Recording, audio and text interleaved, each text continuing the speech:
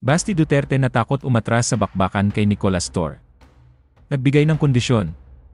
Tumakas papuntang Singapore. Pero bago ang lahat, kung ikaw ay bago sa aking channel, huwag kalimutan na mag-subscribe at i-click ang notification bell for more trending news. Maraming netizens na ngayon ang tumatawag na duwag at bakla kay Davao City Vice Mayor Basti Duterte.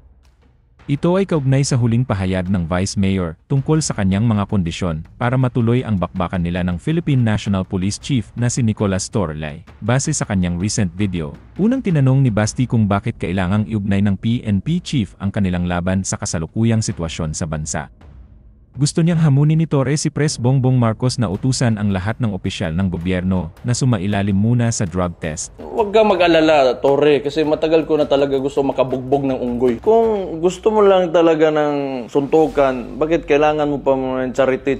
Kailangan mo pang gamitin yung nangyayari ngayon? If you're really serious and you've laid some conditions, then let me lay my own conditions. Pakiusapan mo yung amo mo na presidente and let it come out of his mouth that all elected official should undergo a hair follicle drug test. Papalagan ko yung charity mo na yan.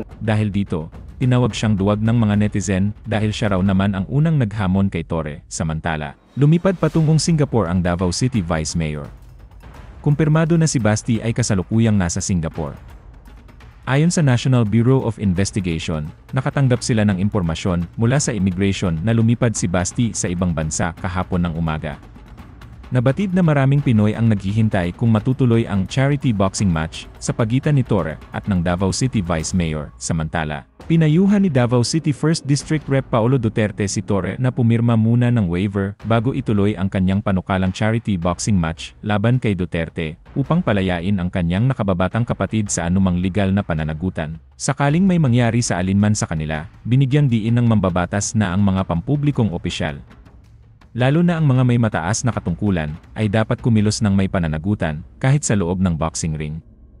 Siya rin ay tumugon sa tila panawagan para sa hair follicle drug testing para sa lahat ng mga halal na opisyal, at sinabing handa siyang sumunod kahit na siya ay nakalbo. Papirmahon sa siguro na itong kalaban, basig mapuruhan, mamatay, mapriso ko igsuon, nanapod sila dahilan.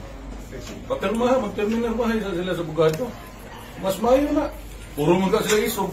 Tama to iyahang kondisyon. Kaya total gusto niyo mutabang ng baha. Kamo ikaw PNP Chief, daghan naman kag kwarta, kabalo man na, pili mong gidawat pag-alsa sa akong amahan. Ano hindi na lang ka mo donate diretso sa gibahaan?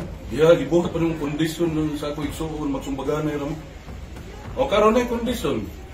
Kung musulti na yung mga presidente mag-hair follicle test ang tanan, usbon, sag naupaw na ko, usbon na po na to. No, hadlok man mo, anong drug test. Samantala, nais din ni Presidential Advisor for Poverty Alleviation Larry Gadon na maging referee kung matutuloy raw ang charity boxing match. Nagbo-volunteer ako na maging referee because I am worried that General Torre might inflict a catastrophic injury on Basti. Dahil yan si General Torre, astig yan at merong iniinom yan na energy drink.